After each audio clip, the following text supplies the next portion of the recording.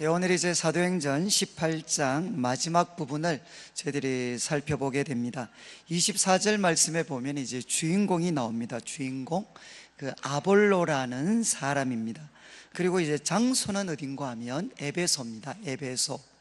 이제 18절부터 23절까지 말씀을 보면 사도 바울이 이제 고린도 사역을 마무리하고 그곳을 떠납니다. 떠나서 이제 에베소라는 곳에 오게 되는데, 이때 누가 같이 동행하는가 하면 브리스길라와 아굴라 가정이 동행을 합니다. 그리고 이제 말씀을 들었던 성도들이 이제 바울에게 조금 더 계시면 좋겠다 이렇게 부탁을 했지만, 이제 21절을 보면 바울이 작별을 합니다. 만일 하나님의 뜻이면 너희에게로 돌아오겠다 이렇게 말을 남기고 에베소를 떠나게 됩니다. 그리고 그가 이제 안디옥, 그를 파송했던 안디옥에 가게 됩니다. 이렇게 해서 두 번째 전도 여행이 마무리되고, 그리고 23절을 보면 이제 얼마 있다가 안디옥에서 얼마 있다가 또 떠나서 세 번째 전도 여행을 시작을 하게 됩니다. 이제 이런 상황에서 24절 아볼로라는 한 사람이 에베소에 도착을 했습니다. 그런데 이 아볼로라는 사람이 어떤 사람인가 하는 것을 24절 그리고 25절에 설명을 합니다. 24절을 보면 이 아볼로는 알렉산드리아에서 태어난 유대인이었습니다. 이 알렉산드리아는 그 당시 세계에서는 로마 다음 가는 두 번째 큰 도시였습니다. 그리고 이 알렉산드리아는 특별히 학문의 도시였습니다. 학문의 도시. 그래서 여기는 오늘날로 말하면 세계적인 연구소가 있었던 곳이고, 또 이 알렉산드리아에는 그 당시 세계에서 가장 큰 도서관이 있었던 장소가 이 알렉산드리아였습니다. 그러니까 이 알렉산드리아는 학문의 중심지였습니다. 그러니까 이제 아볼로는 이 학문의 중심지 아볼로에서 알렉산드리아에서 태어난 유대인이었습니다. 그래서 24절 후반부 보면 이 사람은 언변이 좋았습니다. 언변. 근데 이 언변이라는 것은 단순히 말을 잘하는 것이 아니고, 고대 사회에서는 지식인들이 반드시 갖추어야 될 학문이 뭔가 하면 수사학입니다. 수사학. 말을 얼마나 조리 있게 논리적으로 할 수 있는가. 그래서 이 아볼로는 아주 학식이 많은 사람이었기 때문에 그는 이렇게 언변이 좋았습니다. 그리고 또 아볼로는 성경에 능통한 사람이었습니다. 학식도 많았고, 그리고 아볼로는 성경에 능통한 그런 사람이었습니다. 그리고 이제 25절 말씀을 보면 앞에 언급된 성경은 구약 성경입니다. 구약 성경에 능통했을 뿐만 아니라 25절 그가 일찍이 주의 도를 배웠습니다. 여기 주의 도라는 것은 예수 그리스도의 복음입니다. 복음. 예수님께서 걸어가셨던 그 길에 대한 말씀, 그 도를 일찍이 그는 배웠습니다. 배웠고, 거기에서 더 나아가 열정을 가지고 예수에 관한 것을 자세히 말하고 가르쳤다는 것입니다. 그러니까 이 아볼로라는 사람은 오늘날의 말로 한다면 아마 모태신앙에 가까운 사람이었습니다. 그리고 공부도 이렇게 많이 했습니다. 공부도 많이 해서 학식이 있고, 그리고 그것을 말로서 잘 표현할 수 있었고, 그리고 거기에다가 성경에 능통했습니다. 그리고 예수님이 누구신지에 대해서도 일찍부터 배워서 다른 사람들에게 열정을 가지고 가르쳤던 사람이 이 아볼로였습니다. 아볼로. 그러니까 참 이렇게 모범적인 그런 성도였습니다. 그런데 25절 마지막을 보면 그에게 한 가지 한계가 있었습니다. 그는 요한의 세례만 알 따름이라. 요한의 세례만 알고 있었다는 겁니다. 이 말씀 속에 담겨져 있는 것은 그러면 무엇은 몰랐다는 거죠? 요한의 세례는 알았지만 무엇을 몰랐겠습니까? 이제 세례 요한이 이렇게 이야기했죠. 나는 지금 물로 세례를 주지만 내 뒤에 한 분이 오신다. 그런데 그분은 무엇으로 세례를 준다고 했습니까? 불과 성령으로 세례를 주는 분이 오실 것이다 라고 세례 요한이 이야기했고, 예수님의 죽으심과 부활 그리고 오순절 성령 강림을 통해 이 사건은 성취되어졌습니다. 그런데 이제 이 아볼로는 성경에 능통했고 예수님에 대해서 일찍부터 배우고 가르쳤지만 그는 요한의 세례만 알고 성령의 그 역사하심에 대해서는 그는 아직 체험하지를 못했다는 겁니다. 이것이 바로 아볼로였습니다. 아볼로. 자, 그런데 26절에 그가 회당에서 담대히 말하기를 시작했습니다. 회당에서 이제 예수님의 말씀에 대해서 담대히 가르쳤는데, 그 말씀을 듣는 사람 중에 누가 있었는가 하면 브리스길라와 아굴라. 이제 브리스길라가 아내입니다. 아내 이름이 먼저 나옵니다. 브리스길라와 아굴라가 아굴라가 아볼로의 설교를 들었습니다. 듣고 그 다음 어떻게 했느냐, 이제 알았습니다. 뭘 알았는가 하면 2%가 좀 부족하다, 오늘날의 말로 하면 한 2% 부족한 것이 있구나 하는 것을 알고 이 아볼로를 초대합니다.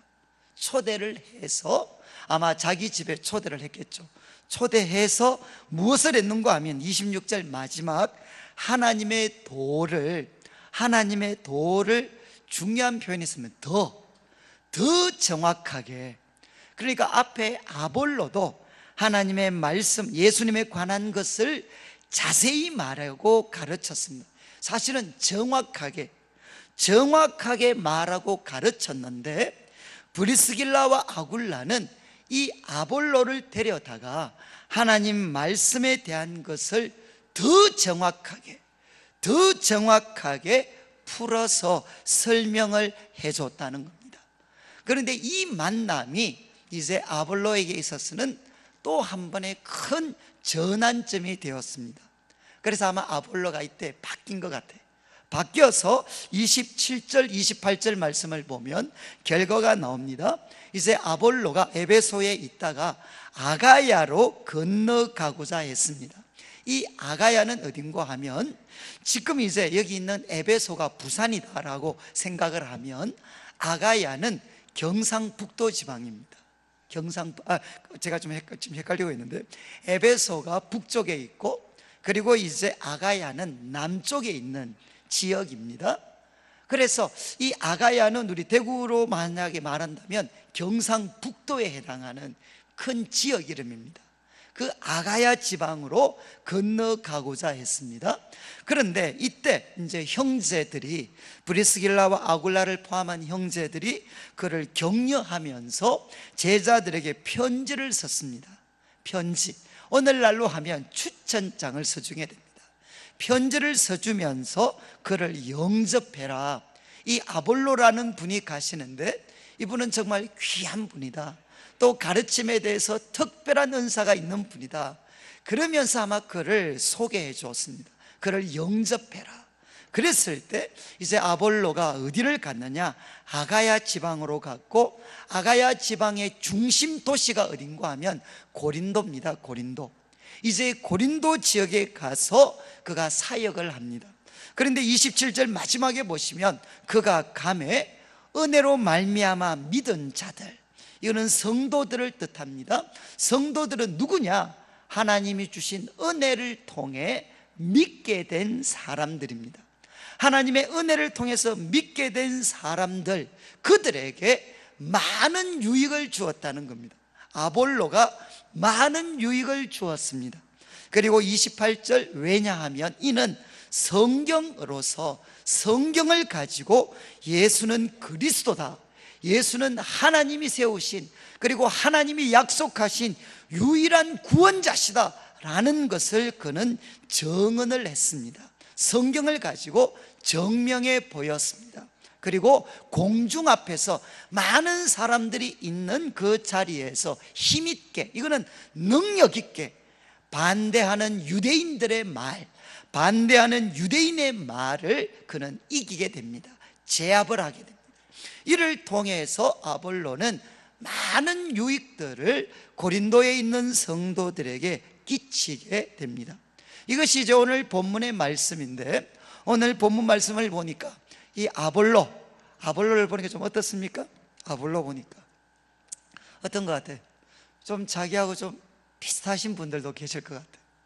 그래서 저는 이 아볼로를 보면서 제가 조금 주제 넘긴 하지만 약간 저하고 비슷한 것 같기도 하다.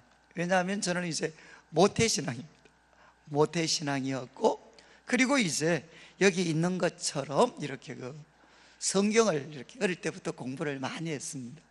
제가 지금도 기억나는 게 이제 초등학교 2학년 때 처음 성경고사대회, 노회 사는 성경고사대회를 이제 나가게 됐는데, 그때 우리 선생님들이 새벽기도 마치면 아마 한 5시 반 그 정도 됐는데, 그때 저희들을 불러내가지고 초등학교 2학년 때 새벽 6시에 교회 가서 성경 공부를 했다. 그러면 저도 좀 열심히 했는 거 아닌가? 열심히 해서 그때 교사 선생님들이 보는 주일 공과 두꺼운 책이 있습니다. 그걸 제가 거의 달달 외우다시피 했습니다.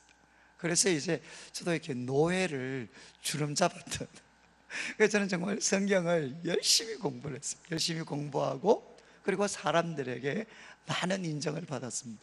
그리고 제가 이제 말빨이 셌습니다. 지금은 조금 이제 좀 약화됐는데, 제가 전성기가 있었는데, 그때는 저도 이제 거의 황금의 이빨이라고 불릴 정도로 저도 말빨이 셌던 그런 적들이 있었어요.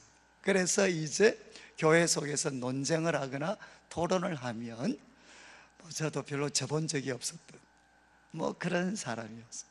그런데 이제 오늘 말씀에 보면 어릴 때부터 배웠고 학식도 있고 성경에 능통하고 예수님에 대해서 많은 것을 알고, 그리고 또 가르치기도 했습니다. 그런데 아볼로에게 무엇이 부족했습니까? 성령의 체험이 없었어요. 성령의 체험. 그러니까 그 지식이 다 어디서 나오는 거냐? 머리에서 나오는 거였다는 거예요. 머리에서. 그러니까 뒤에 있는 말씀을 통해서 본다면, 그때 아볼로가 가르쳤을 때 그에게는 성도들에게 별로 유익이 안 된 것 같습니다.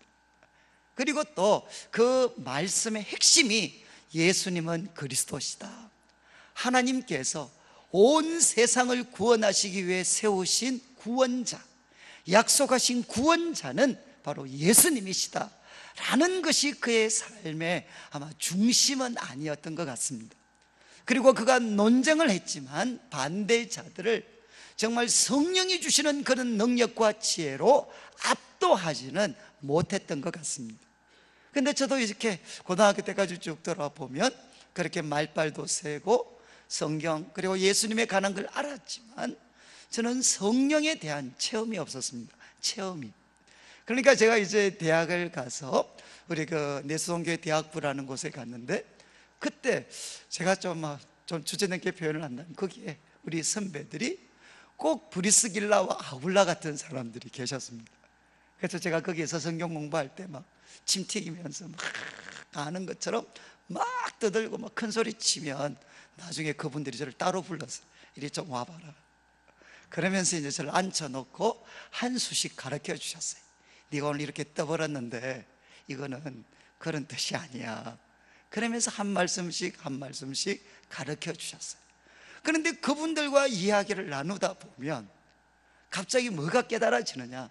저는 모태신앙으로 교회 열성당원으로 성경을 공부했지만 그것은 내 머리에서 나온 땅에 속한 깨달음이라면, 그분들과 이야기를 하다 보면 그분들이 제게 주시는 깨달음은 성령님께서 깨닫게 해 주셔서 이거는 땅의 깨달음이 아니라 하늘의 깨달음이다 라는 게 저에게는 느껴졌습니다. 그래서 그분들이 저보다 한 2, 3년 그 정도 선배였지만 그분들의 말을 듣고 있으면 엄청난 영적 권위를 제가 느낄 수가 있었어요. 그리고 정말 저분들처럼 나도 하나님에 대해서, 예수님에 대해서 좀 인격적으로 알아갔으면 좋겠다.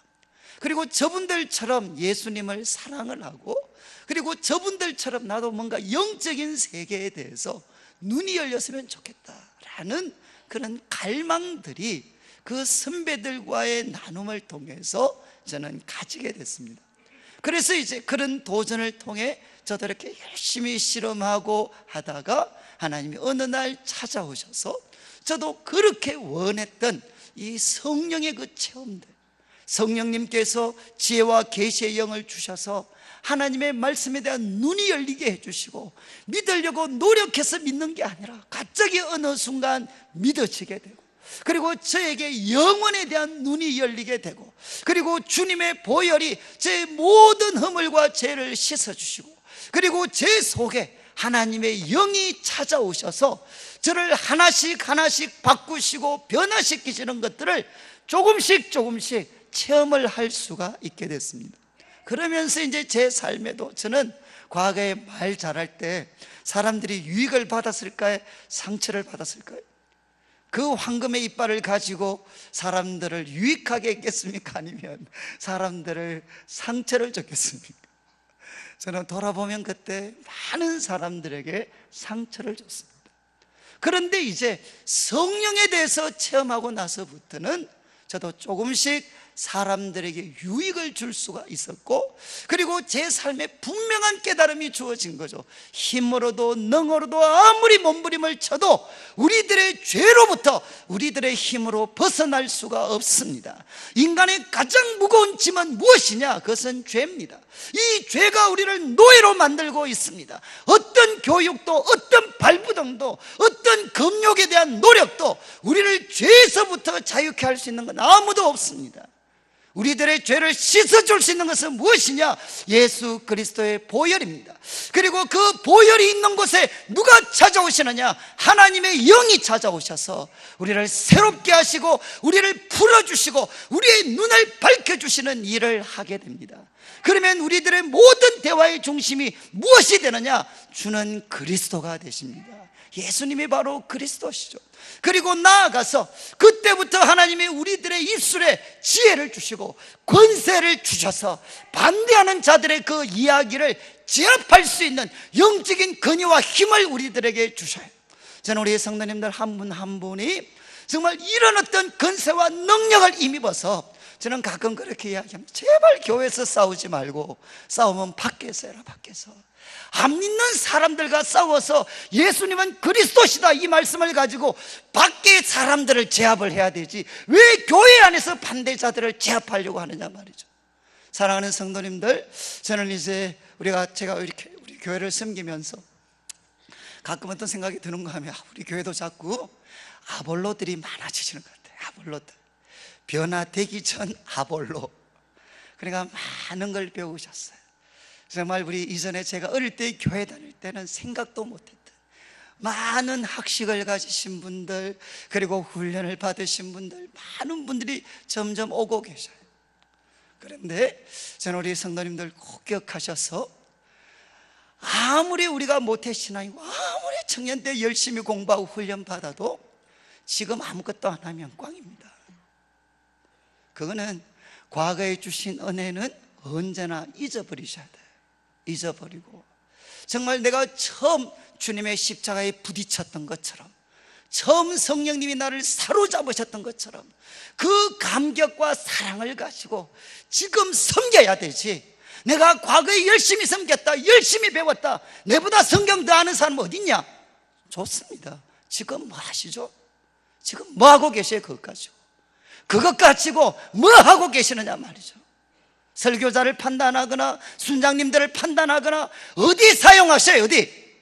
오늘날 한국교회 가장 큰 문제가 뭐냐? 많이 배웠지만 아무것도 안 하는 사람들이 점점 많아지고 있습니다.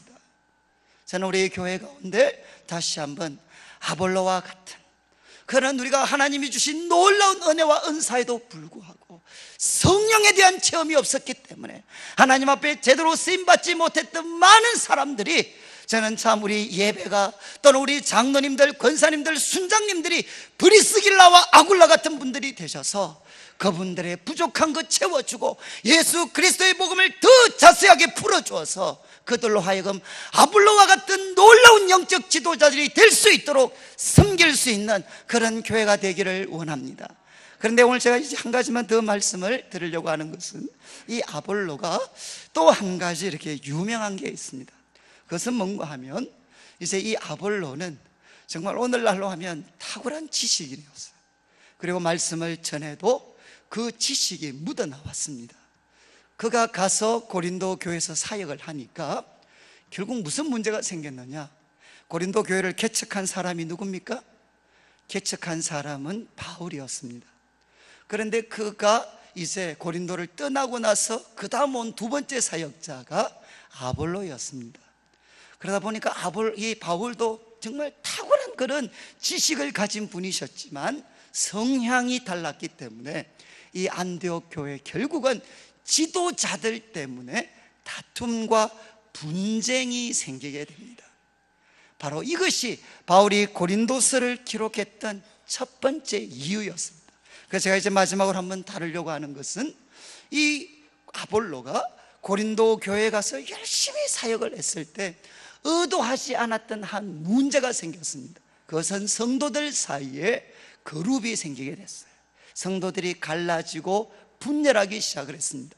그래서 어떤 사람은 나는 아볼로 쪽이다, 아볼로 편이다. 그리고 어떤 사람은 나는 바울이다, 바울. 그래서 우리 경상도 우리가 의리가 있어야 되죠. 나는 바울이다. 그러니까 또 어떤 사람들은 야, 바울도 그리고 아볼로도 예수님의 제자는 아니잖아. 그래서 나는 예수님의 제자 베드로 쪽이다 라고 이야기하는 사람이 있었어요. 꼭 이러면 마지막에 누가 나옵니까? 근본주의자들이 나옵니다. 나는 예수님에게 속한 사람이다, 나는 그리스도에게 속한 사람이다. 이렇게 하면서 고린도 교회가 4가지 그룹으로 나누어지게 됩니다. 이 문제에 대해서 교회의 다툼과 분쟁, 특별히 누구 때문에 생겼느냐? 지도자들 때문에 생겼던 다툼과 분쟁, 이 문제를 해결하기 위해서 사도 바울은 고린도전서 1장부터 3장까지 무려 3장을 할애합니다. 저는 우리 성도님들이 좀 이 말씀 잘 기억하시면 좋겠는 게 오늘날 우리 한국교회 가장 많은 문제들이 바로 여기에서 생깁니다. 도대체 지도자들은 누구인가? 그리고 성도들은 도대체 누구인가? 하나님의 역할은 무엇이고 사역자들의 역할은 무엇이고 그리고 성도들이 목회자들과 관련해서 해야 될 행동은 무엇이고 하지 말아야 될 행동은 무엇인가 하는 부분에서 정돈이 되어져 있지 않기 때문에 너무 많은 다툼과 분쟁이 한국 교회 속에 계속해서 나타납니다. 저는 이제 이 말씀 꼭 기억하시면 좋겠는데 바울이 고린도전서 1장에서 첫 번째 다툼과 분쟁의 문제를 다룬 첫 번째 강조한 게 여러분 구원의 능력은 어디에 있습니까? 구원의 능력은 어디에 있습니까? 잘 보십시오. 저와 같은 목회자에게 구원의 능력이 있습니까? 아니면 십자가의 도의 능력이 있습니까? 구원의 능력은 어디에 있죠? 사람의 지혜나 탁월한 지도자들에게 있는 것이 아니고 우리로 하여금 하나님의 구원을 내 것으로 누릴 수 있도록 하는 것은 어디에 있느냐? 십자가의 도입니다. 그래서 사도 바울은 1장에서 강조합니다. 구원의 그 능력은, 구원의 지혜는 십자가의 도에 있습니다. 그리고 두 번째, 깨닫게 하시는 것. 이 예수 그리스도의 복음, 하나님의 비밀을 깨닫게 하는 것은 누구의 역할일까요? 성도님들, 저의 역할일까요? 누구의 역할이겠습니까? 저 말씀 잘 해주셔야 제가 안 삐질 수 있는데, 깨닫게 하는 것은 누구의 역할일까요? 깨닫게 하시는 것은 저와 같은 설교자들의 역할이 아니고 성령님의 역할입니다. 저와 같은 사역자들을 사용을 하시지만 근본적으로 깨닫게 하시는 것은 누구의 역할이냐? 하나님의 영, 성령님의 역할입니다. 이것이 2장의 내용입니다. 그러면서 이제 3장에 와서 지도자들의 문제, 다툼의 문제를 직접적으로 거론을 합니다. 3절을 보십시오. 3절, 고린도전서 3장 3절 3절을 보시면 이렇게 되어 있습니다.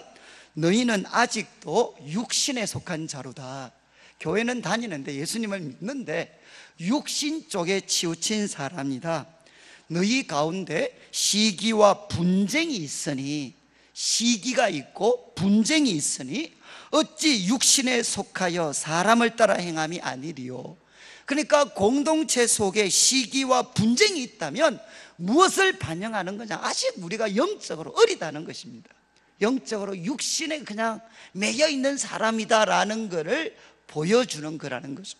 그러면서 4절, 어떤 이는 말하되 나는 바울에게라 하고 다른 이는 나는 아볼로에게라 하니, 이해하시겠죠? 나는 아볼로 편이다, 나는 바울 편이다 라고 이야기하니 너희가 육의 사람이 아니리요. 너희는 육의 사람이라는 겁니다. 나는 누구 편이다, 나는 누구 편이다, 나는 누구에게 속했다, 그 말하는 거 보면 너희는 육신에 속한 사람이라는 겁니다. 그러면서 5절에 이제 설명합니다. 그런즉 아볼로는 무엇이냐, 그리고 또 바울은 무엇이냐. 지금 이 영적 지도자들의 정확한 위치가 뭐냐 말이죠. 무엇이냐 이들이 도대체. 그러면서 바울이 답을 답니다. 그들은 주께서 각각 주신 대로 너희로 하여금 믿게 한 사역자들이다. 하나님께서 그들을 세우셔서 너희들을 믿게 하도록 하나님이 쓰는 종들이라는 겁니다. 종들, 너희를 믿게 하라고 하나님이 사용하시는 종들이다 라고 이야기하면서 6절 이야기를 합니다. 나는 심었고 바울은 개척을 했습니다. 나는 심었고 그리고 아볼로는 물을 주었습니다. 이게 잘 자랄 수 있도록, 바울을 이어서 잘 자랄 수 있도록 물을 주었다는 겁니다. 자, 그런데 심는 것도 귀한 일이고 그리고 물을 주는 것도 귀한 일이지만, 그러나 오직 자라게 하신 분은 누구시죠? 하나님이시라는 겁니다. 오직 하나님께서 자라나게 하셨습니다. 물 주는 자가 자라게 한 것이 아니라, 씨를 뿌리는 자가 자라게 한 것이 아니라 오직 하나님께서 자라게 하셨다는 겁니다. 그러면서 7절 말씀을 보십시오. 그런즉 심는 이나 물 주는 이는 아무것도 아니라는 것입니다. 이거는 여기다 줄을 쳐 놓으셔야 돼요. 심는 이나 물 주는 이는 아무것도 아닙니다. 이거는 그분들을 귀하게 여기지 말라는 게 아닙니다. 누구와 비교할 때 아무것도 아니냐? 자라게 하시는 하나님과 비교하면 그들이 하는 일은 nothing, 아무것도 아니라는 것입니다. 지금 사도 바울이 이야기했습니다. 심는 이나 물 주는 이는 아무것도 아니로되 오직 자라게 하시는 이는 하나님뿐이다. 그러니까 자라게 하시는 하나님께 비하면 바울이 했던 일, 아볼로가 했던 일이 아무리 크고 놀라운 것 같아도 자라게 하시는 하나님과 비교하면 그는 아무것도 아니라는 것입니다. 그러면서 8절 말씀, 심는 이와 물 주는 이는 한 가지다. 심는 이와 물 주는 이, 여러분 누가 더 낫습니까? 우리는 자꾸 그런 이야기 하잖아요. 그런데 바울은 이야기합니다. 심는 이나 물 주는 이는 한 가지다. 각각 자기가 일한 대로 자기의 상을 받습니다. 누구로부터? 하나님으로부터. 각각 자기가 일한 대로 하나님께서 그들에게 상을 주십니다. 그 내용이 10절부터 15절까지입니다. 하나님의 집을 세울 때 그 사역자들이 금, 은, 그리고 집, 풀, 어떤 재료로 그 집을 세웠던지 사람 눈에는 보이지 않지만 주님이 오시는 날 정확하게 드러내시고 거기에 맞게 심판하신다는 겁니다. 그러면서 이제 9절 말씀을 보십시오. 지금까지 이야기를 정리합니다. 우리는 하나님의 동역자들이다. 하나님의 일꾼들이라는 겁니다. 우리는 하나님과 일하는 일꾼들이고, 잘 보십시오. 너희는 누구냐? 그럼 성도님들은 누구냐? 너희는 하나님의 밭이요 하나님의 집입니다. 이 구절은 정말 줄쳐 놓으셔야 돼요. 너희는, 잘 보십시오, 저와 같은 목사님의 밭이 아닙니다. 그리고 목사님의 집도 아닙니다. 성경은 뭐라고 이야기하느냐? 너희는 누구냐? 사역자들의 밭이거나 사역자들의 집이 아닙니다. 너희는 누군가 하면 하나님의 밭입니다. 그리고 너희는 누구냐? 하나님의 집입니다. 자, 이렇게 이야기한 다음에 10절부터 15절은 말씀했습니다. 사역자 입장에서 그들이 어떤 재료를 갖고 하나님의 집을 세우는가, 사람 눈에는 감추어지지만 하나님의 때에 정확하게 드러난다. 이 말씀이 10절부터 15절입니다. 그리고 16절부터 18절, 17절까지는 너희가 하나님의 성전이다, 하나님의 성령이 너희 안에 거하시는 것 알지 못하느냐. 이때 너희는 복수입니다. 교회입니다. 교회. 너희는 하나님의 성전입니다. 교회 공동체는 하나님의 성전이고 하나님의 성령이 교회 공동체 안에 거하는 것 너희가 알지 못하느냐. 그러면서 17절, 누구든지 하나님의 성전을 더럽히면, 이거는 조금 번역이 그런데, 하나님의 성전을 멸하면, 너희가 하나님의 성전을 나누고 그래서 멸하면 하나님이 그 사람을 멸할 것이다. 하나님의 성전은 거룩하니 너희도 그러하다는 것입니다. 그래서 주님께서 주신 교회를 힘써 지켜야 된다 라고 당부한 다음에 이제 마지막 21절부터 23절까지 말씀을 통해 하나님의 밭인 우리 성도들, 하나님의 집인 성도들, 그리고 그 속에 하나님의 성령이 거하셔서 하나님의 성전이 된 우리 성도들, 그 성도들이 해야 할 것, 그리고 하지 말아야 될 것을 한 가지씩 이야기를 합니다. 21절을 보십시오. 그런즉 누구든지 무엇을 하면 안 되느냐? 사람을 자랑하지 말라는 것입니다. 사람을 자랑하지 마라. 이 사람은 누굴까요? 바울과 아볼로입니다. 게바가 포함될 수도 있습니다. 바로 그들에게 결정적인 영향을 미쳤던 지도자들입니다. 지금 그들에게 영향을 주고 있는 좋은 지도자들, 그들을 자랑하지 말라는 것입니다. 그러면서 그 이유를 설명합니다. 왜냐하면 하나님께서 우리에게 좋은 지도자들을 주셨을 때 그들을 자랑하면 안 되는 이유는 만물이 다 너희 것이다. 그리고 22절, 바울이나 아볼로나 게바나, 그리고 세계나 생명이나 사망이나 지금 것이나 장래 것이나 뭐라고 했습니까? 다 너희들의 것이다. 게바도 바울도 아볼로도 누구 것이냐? 다 너희들의 것이라는 겁니다. 그리고 그 다음 말씀을 보십시오. 23절, 그러면 너희는 누구냐? 너희는 그리스도의 것이요 그리스도는 하나님의 것입니다. 자, 이제 이 말씀을 통해서 정리를 하면, 그러면 우리 성도님들은 누구냐? 우리 성도님들은 누군가 하면 사역자들의 것이 아닙니다. 사역자들의 것이 아니고 반대로 사역자들이 성도님들의 것입니다. 그리고 성도님들은 누구 것이냐? 하나님의 것이고 그리스도의 것입니다. 그래서 우리 성도들이 해야 될 일이 무엇입니까? 우리들의 소유로 주신, 우리들로 하여금 하나님 앞에 풍성한 열매를 맺게 도와주려고 하나님이 주신 선물들이 누군가 하면 사역자들입니다. 하나님이 선물로 주신 그 사역자들, 누가 더 낫다 그렇게 자랑하거나 비교하지 말고, 하나님이 각자에게 주신 은사가 있습니다. 각자에게 주신 귀한 재능이 있고 체험이 있습니다. 그거 잘 받아서, 그거 잘 배워서 어디 쓰라는 겁니까? 하나님께 풍성한 열매를 맺는데 그들을 마음껏 활용해라. 이게 사도 바울의 가르침입니다.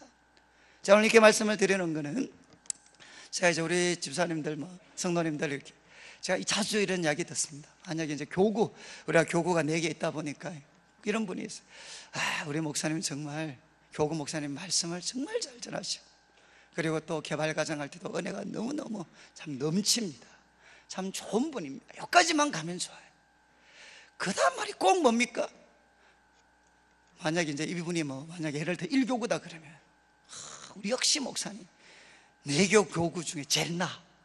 2교구 목사님보다 훨씬 나아. 또 3교구보다 훨씬 나아. 이러면 어떻게 될까요? 잘 기억하십시오. 이거는 죄입니다. 이해하시겠어요? 이거는 사람을 자랑하는 거고요, 교회를 분열시키는 정말 치명적인 죄가 뭐냐? 사역자들을 비교하는 것입니다. 이해하시겠어요?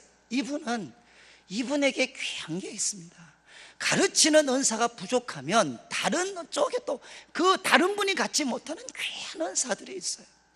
그리고 또 어떤 분들은 예를 들면 찬양이라는 쪽에 은사가 있으면 또 그분이 부족한 게 있습니다. 그러면 어떻게 해야 되느냐?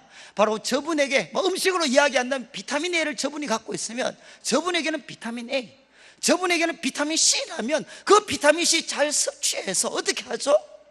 이제는 그거 섭취해서 어디 써야 되겠습니까?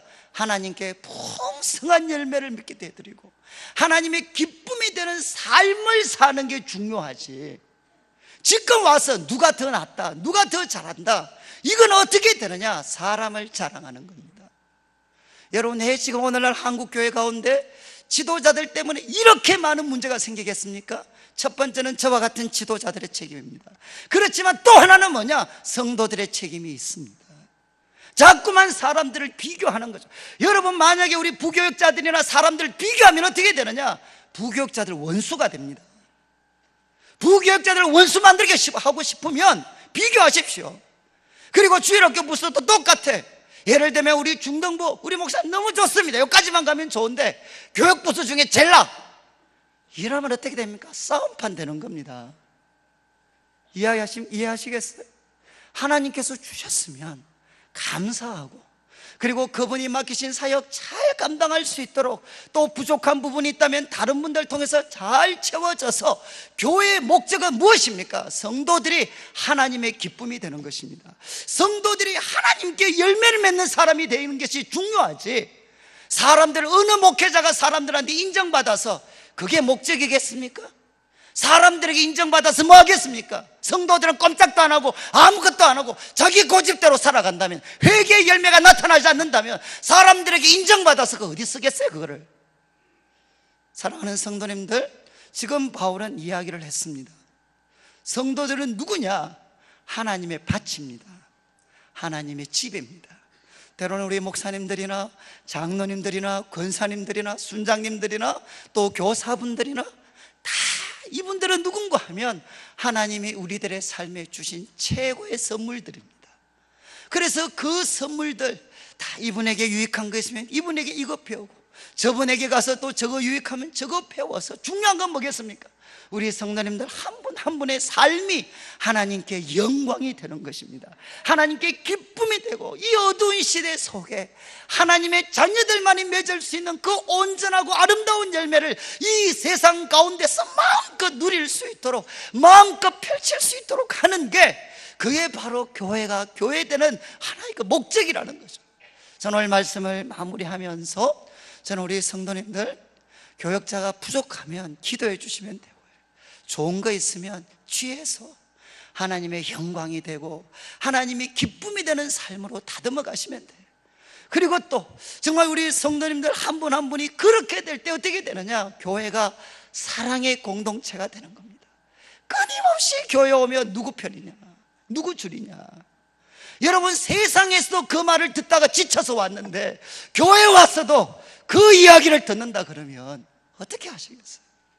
저는 오늘 말씀을 마무리하면서 두 가지 말씀을 드렸는데, 하나는 하나님, 혹시라도 우리 아볼로와 같은 사람들이 있다면 하나님 다시 한번 하나님의 말씀을 더 자세하게 가르쳐 주셔서 하나님 변화된 아볼로처럼 많은 사람들에게 유익을 주고, 예수는 그리스도시고 정말 반대자들을 힘있게 제압할 수 있는 영적인 근위와 권세, 영적인 지혜를 주십시오. 그리고 마지막으로 하나님, 정말 지도자들은 하나님 앞에 자기 자리를 잘 지키고, 성도들은 하나님께서 주신 이 귀한 선물들, 하나님이 주신 최고의 선물은 사람들이잖아요. 바로 그분들에게, 그분들 통해서 주님이 우리에게 전달해 주고 싶었던 것 잘 받아가지고 마음껏 하나님께 영광이 되어드리고 하나님이 기쁨이 되는 삶을 살고, 그리고 지도자 한 사람 한 사람 귀하게 여기고 격려해주고 사랑하고 붙잡아주고, 저는 그래서 우리 내일 교회가 정말 우리 모든 우리 사역자들, 부족한 우리 모든 사역자들과 우리 영적 지도자들의 그 섬김, 그러나 하나님께서 정말 오병이어의 축복을 다하여 주셔서 저는 그분들의 섬김을 통해 우리 교회 성도님들이 이 땅 가운데 하나님께 기쁨이 되고 하나님께 영광을 돌려드리는 풍성한 열매 맺게 되시기를 주님의 이름으로 축복합니다.